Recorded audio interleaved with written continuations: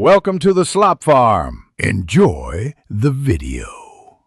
In this video, I will explain how to make Mexican salad dressing. We will start by gathering our core components. You will need fresh lime juice, about 1/4 cup, and extra virgin olive oil, approximately 1/2 cup.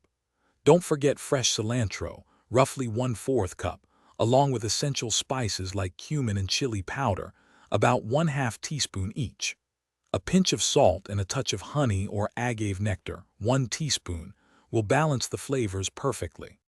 For a wonderfully creamy version, incorporate 1 ripe avocado into your dressing. This adds a luxurious texture and healthy fats. You can also include 1 to 2 tablespoons of Greek yogurt or sour cream for an even richer consistency.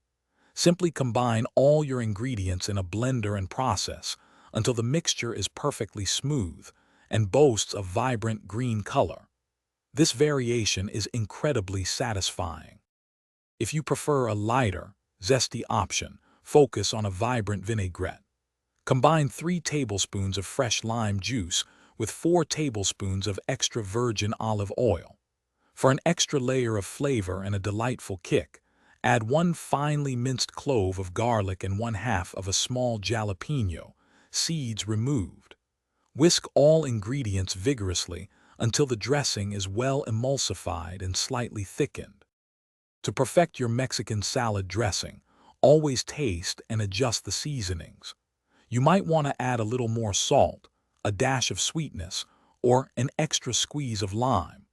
For the best flavor development, allow your dressing to chill in the refrigerator for at least 30 minutes before serving.